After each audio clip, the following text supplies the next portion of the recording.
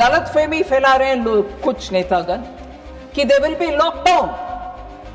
कोई लॉकडाउन का गुंजाइश नहीं है भारत देश में। सर, हमारी सरकार थी, बाहर से इंपोर्टेड क्रूड 77% आता था। आपकी सरकार में इंपोर्टेड क्रूड 89% हो गया है।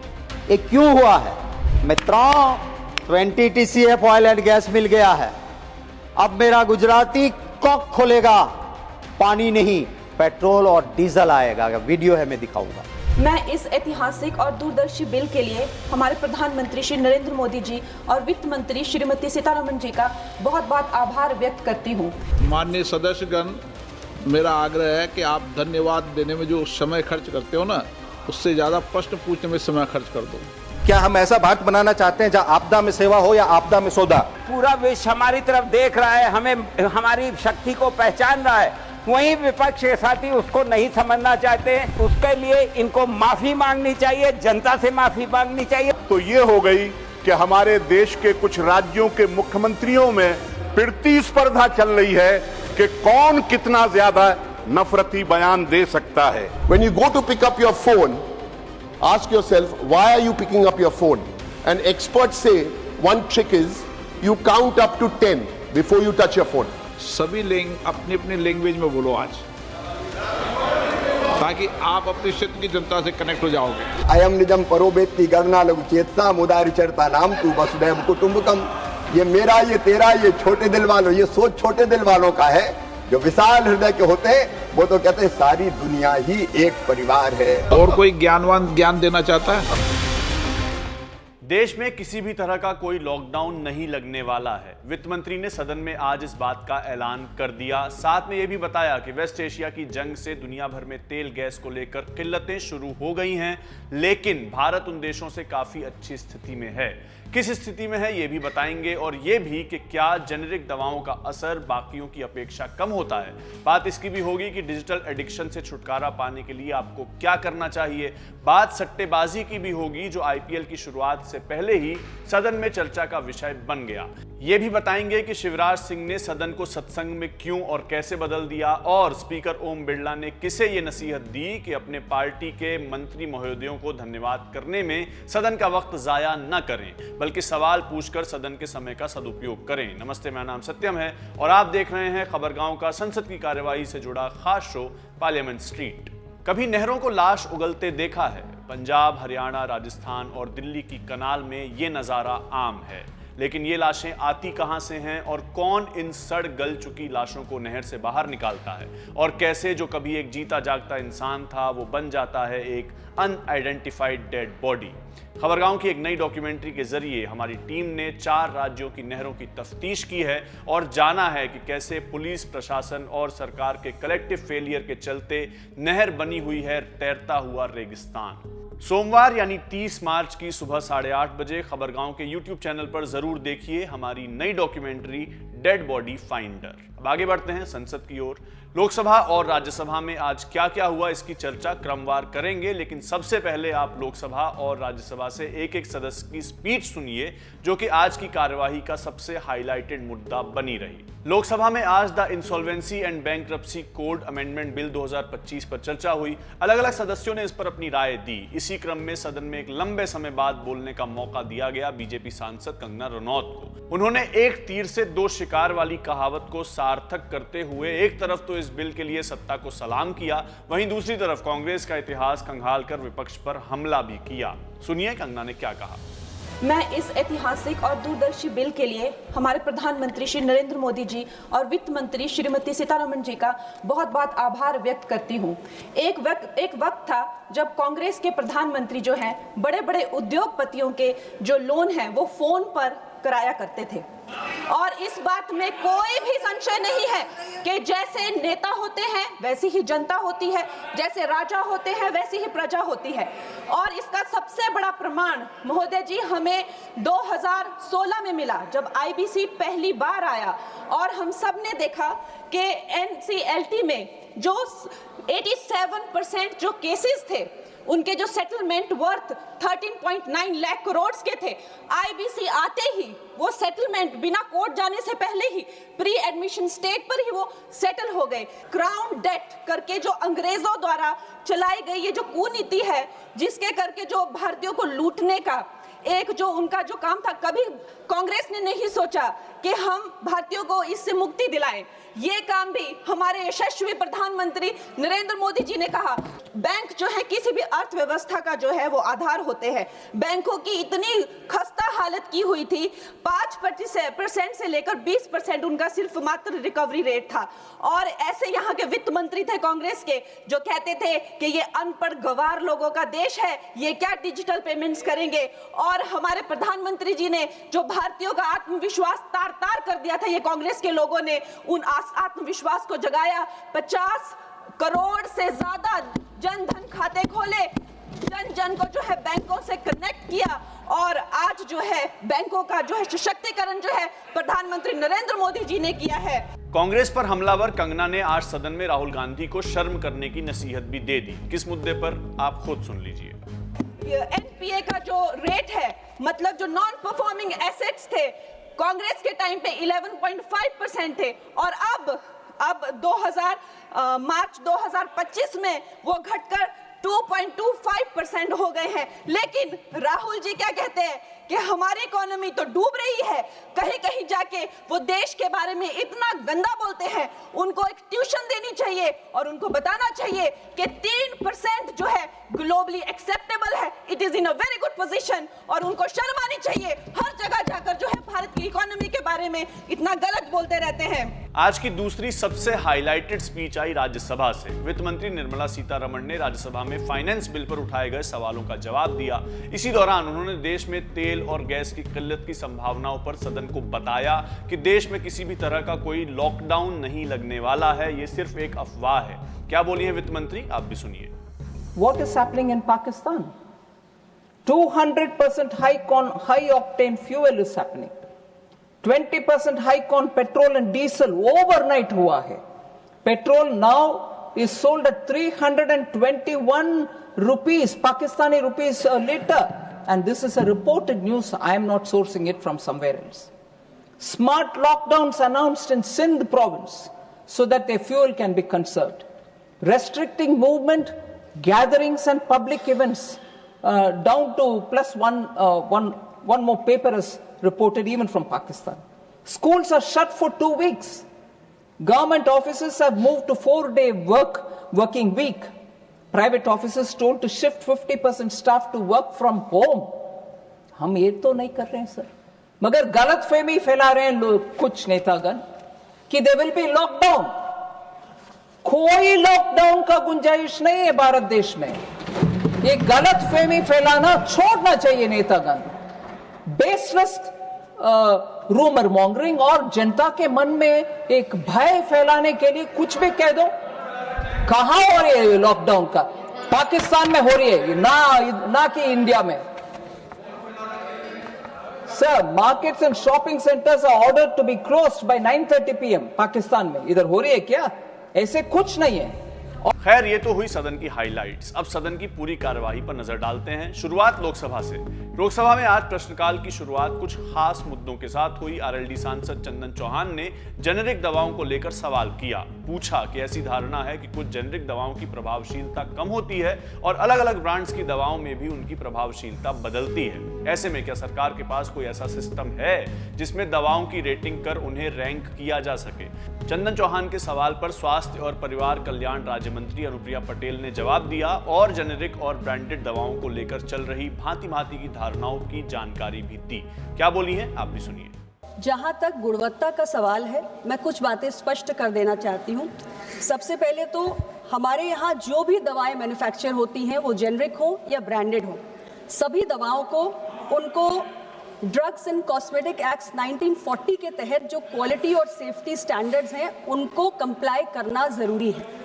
इसके साथ ही जो हमारे new drugs and clinical trials rules 2019 हैं, उसके हिसाब से कोई भी नया ड्रग जब अप्रूव होता है तो उसके पहले इनोवेटर ड्रग के साथ उसके जो बायो अवेलेबिलिटी और बायो एफिकेसी है उसको स्थापित किया जाता है।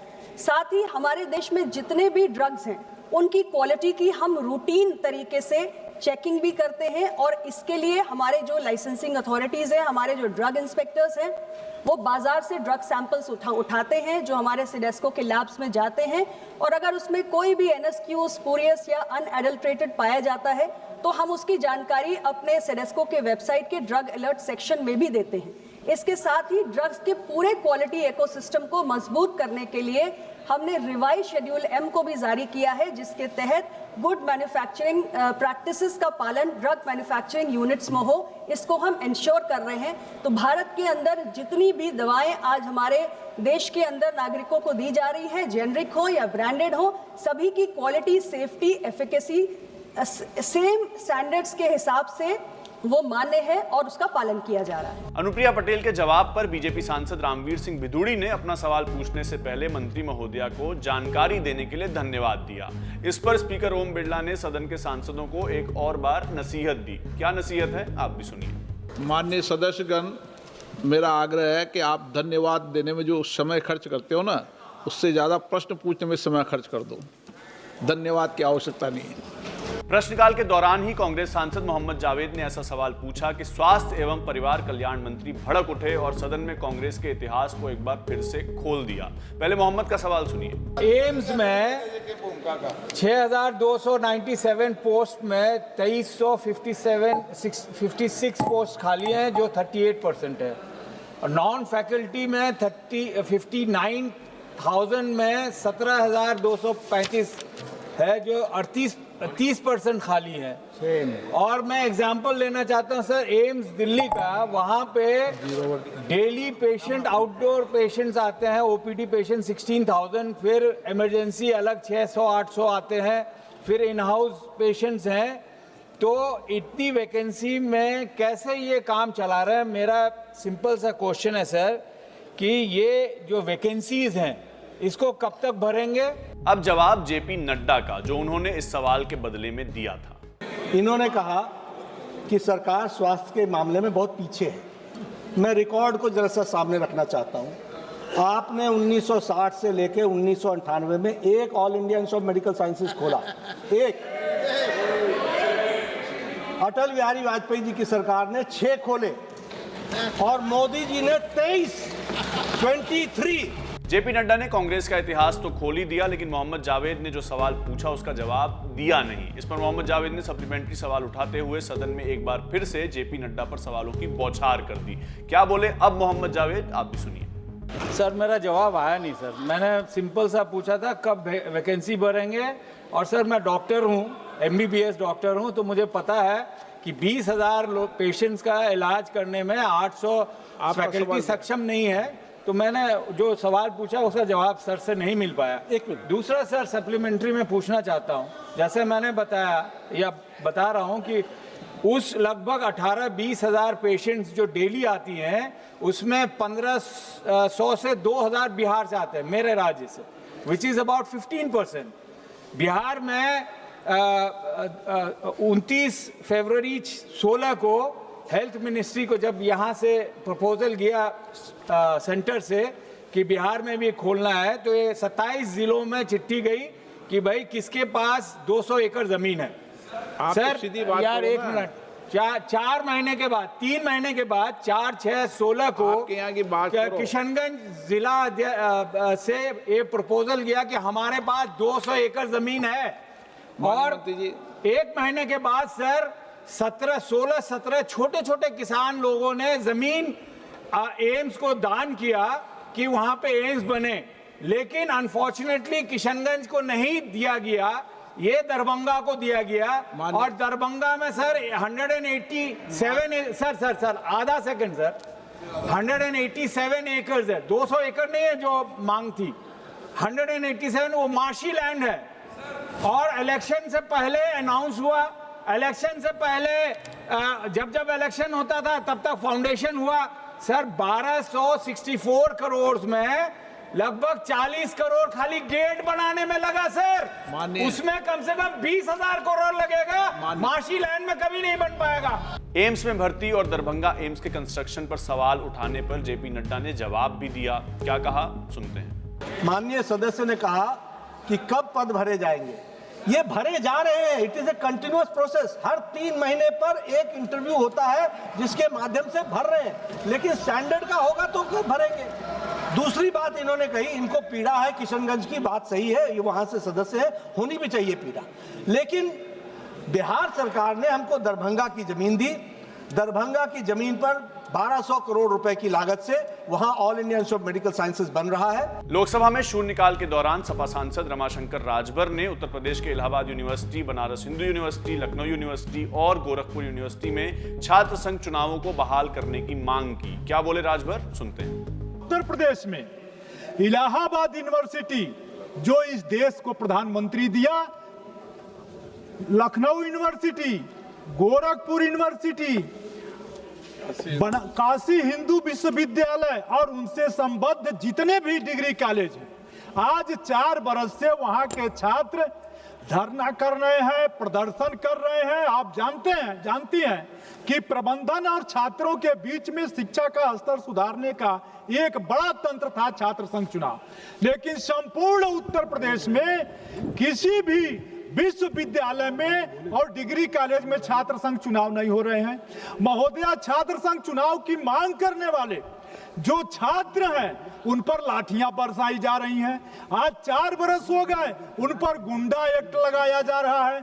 मैं आपके माध्यम से सरकार से मांग करता हूं कि छात्र का दुश्मन छात्र लोकतंत्र की पहली सीढ़ी है, उनको उनके साथ अन्याय न हो। और जब पूरे देश में छात्र संघ का चुनाव हो रहा है तो आखिर उत्तर प्रदेश के विश्वविद्यालय के छात्रों ने, उत्तर प्रदेश के डिग्री कॉलेज के छात्रों ने क्या अपराध किया है। सदन में चर्चा आज सट्टेबाजी को लेकर भी हुई। कांग्रेस सांसद दीपेंद्र सिंह हुड्डा ने सदन में यूथ का ऑनलाइन गेम्स और सट्टेबाजी वाले ऐप्स के प्रति बढ़ती लत को लेकर सवाल उठाए और सरकार से इन पर लगाम लगाने वाली योजनाओं की मांग की।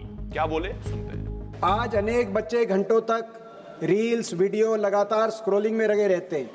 ये प्रवृत्ति बच्चों और टीनेजर्स में कम उम्र में ही मोबाइल की लत पैदा कर रही है, जिससे उनके शारीरिक और मानसिक स्वास्थ्य पर गंभीर प्रभाव पड़ रहा है, जैसे नींद की कमी, चिंता, डिप्रेशन और concentration, reduce attention span. Sir, इससे जुड़ा हुआ एक और गंभीर विषय ये है कि युवाओं में ऑनलाइन सट्टा और बेटिंग गेम्स की तेजी से फैलाव हो रहा है। सदन की कार्यवाही के दौरान स्पीकर ओम बिरला ने सभी सदस्यों को अपनी अपनी भाषा में अपनी बात रखने का मौका भी दिया। तर्क दिया कि इससे आप अपने लोकसभा क्षेत्र के लोगों से कनेक्ट भी हो सकेंगे। आज प्रयास ये करो, जैसे पुरुषोत्तम रूपाल जी ने कि 22 लैंग्वेज के अंदर सभी अपनी अपनी लैंग्वेज में बोलो आज, ताकि आप अपने क्षेत्र की जनता से कनेक्ट हो जाओगे। स्पीकर ओम बिरला की नसीहत पर संसद सदस्यों ने अपनी अपनी भाषा में सदन की चर्चा को आगे बढ़ाया और सदन की पूरी कार्यवाही बजट सेशन की चर्चा और the insolvency and bankruptcy code amendment bill 2025 की चर्चा के नाम रही। अब बढ़ते हैं राज्यसभा की तरफ। राज्यसभा की कार्यवाही की शुरुआत शून्यकाल के साथ हुई। बिहार से आरजेडी के सांसद हैं संजय यादव। उन्होंने आपदा के वक्त प्राइवेट कंपनियों के अवसर तलाशने पर सवाल उठाया और सरकार से पूछा कि ऐसे लोगों पर लगाम लगाने के लिए क्या किया जा रहा है। संजय यादव ने क्या कहा, सुनते हैं। महोदय, हम सब लोगों को याद होगा कि प्रधानमंत्री जी ने एक स्लोगन दिया था, आपदा में अवसर। लेकिन आज ये नारा इतना घातक रूप ले चुका है, इसके मैं कुछ उदाहरण देना चाहता हूं। महोदय, जब देश पे किसी प्रकार का संकट आता है या कोई आतंकी हमला होता है, प्राकृतिक आपदा होती है या किसी प्रकार की दुर्भाग्यपूर्ण घटना होती है देश में, तो उस समय देश के नागरिक पहले से ही भय, पीड़ा, दर्द और एक असुरक्षा के भाव में जी रहे होते हैं।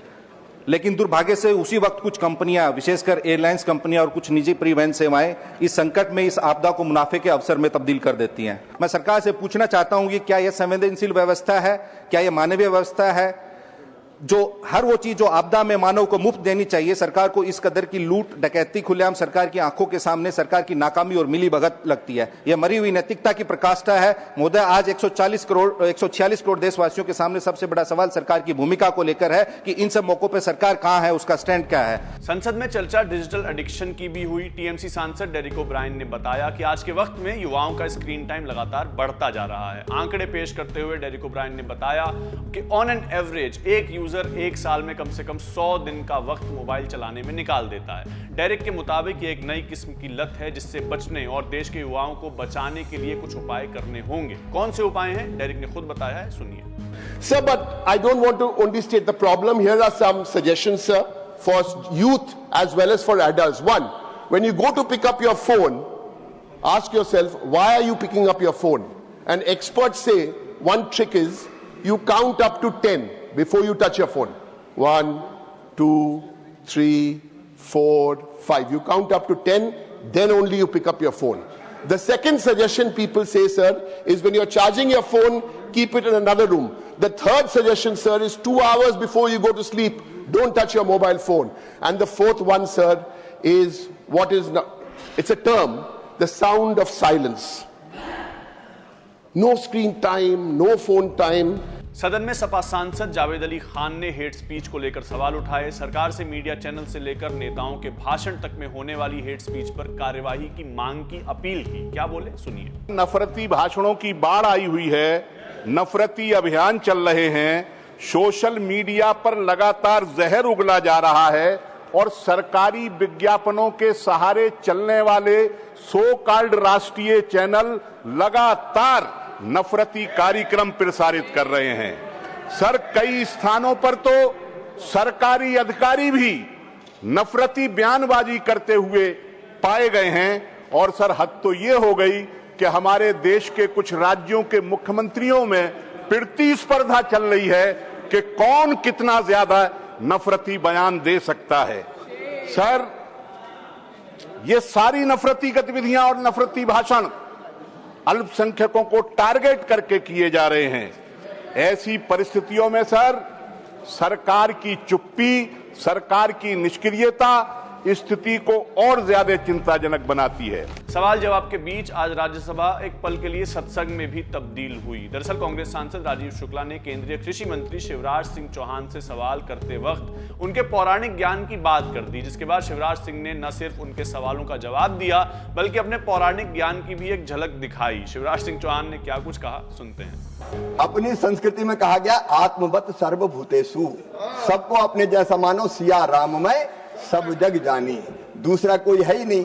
और इसलिए हमारे यहाँ कहा गया अयम निजम परोबेत्ति गणना लघु चेतसा मुदारि चरता नाम तू वसुधैव कुटुंबकम। ये मेरा, ये तेरा, ये छोटे दिल वालों, ये सोच छोटे दिल वालों का है। जो विशाल हृदय के होते हैं वो तो कहते हैं सारी दुनिया ही एक परिवार है। और अपने प्रिय मित्र राजीव जी को आपके माध्यम से बताना चाहता हूँ, भारत ने तो ये कहा धर्म की जय हो, अधर्म का नाश हो, प्राणियों में सद्भावना हो और विश्व का कल्याण हो। और इसलिए हमारे ऋषियों ने कहा सर्वे भवन्तु सुखिनः, सर्वे सन्तु निरामया, सर्वे भद्राणि पश्यन्तु, मां कश्चित् दुख भाग भवेत्। सब सुखी हो, सब निरोग हो, सबका मंगल हो, सबका कल्याण हो, राजीव जी का भी कल्याण हो। सदन में क्रूड ऑयल के इंपोर्ट को लेकर कांग्रेस सांसद शक्ति सिंह गोहिल ने सरकार का घेराव किया और दावा किया कि बीजेपी सरकार में क्रूड ऑयल के कुओं का ख्याल नहीं रखा गया, जिसकी वजह से देश में अब पहले से ज्यादा क्रूड ऑयल मंगवाना पड़ता है। क्या बोले हैं, आप भी सुनिए। हमारी सरकार थी, सोनिया गांधी जी यूपीए की चेयरपर्सन, मनमोहन सिंह जी देश के प्रधानमंत्री थे, यूपीए गवर्नमेंट थी। बाहर से इंपोर्टेड क्रूड 77% आता था। आपकी सरकार में इंपोर्टेड क्रूड 89% हो गया है। ये क्यों हुआ है? हमारे पास ओएनजीसी है। बहुत मेहनत करके आजादी के बाद पंडित जवाहरलाल नेहरू जी से लेकर आई हुई सरकारों ने इसको ताकत दी और हमने हमारी भूमि से क्रूड निकालने के लिए पूरी मेहनत की। Controller and auditor general, I will again quote, जो कुआं बनता है जहां से ऑयल और गैस निकलता है, उसके लिए टेक्निकली यह कहा गया है कि to maintain health of that well, उस कुएं की हालत ठीक रखने के लिए ऑयल और गैस निकालते जाओ, उसके साथ उसे पानी और केमिकल से रिचार्ज करते जाओ ताकि और ज्यादा से ज्यादा ऑयल और गैस आपको मिलेगा। अब सीएजी की रिपोर्ट कहती है कि सरकार आने के बाद जो कुएं की हेल्थ के लिए, ऑयल एंड गैस के लिए जो कुआं था उसकी हेल्थ मेंटेन करने के लिए जो काम होना चाहिए उसमें भ्रष्टाचार हुआ, पानी की सड़ी हुई पाइपें, पानी गया नहीं, रिचार्ज हुआ नहीं, आपका ऑयल एंड गैस मिलता था वो कम हो गया और आपको इंपोर्ट बढ़ाना पड़ा। इन्हीं चर्चाओं के साथ राज्यसभा में आज फाइनेंस बिल को वित्त मंत्री ने पेश किया और वोटिंग के बाद यह बिल सदन में पास हो गया। इसके साथ ही पार्लियामेंट स्ट्रीट में बस इतना ही। सदन की अगली कार्यवाही अब 30 मार्च को होगी और हमारी आपकी मुलाकात भी 30 मार्च की शाम को ही होगी, सदन की कार्यवाही की सारी हाईलाइट्स के साथ। आपके लिए ये पूरी रिपोर्ट तैयार की थी मेरे साथी शुभम ने, कैमरे के पीछे इसको रिकॉर्ड किया सर्वेश ने, मेरा नाम सत्यम है। बाकी तमाम खबरों के लिए देखते रहिए खबरगांव। शुक्रिया।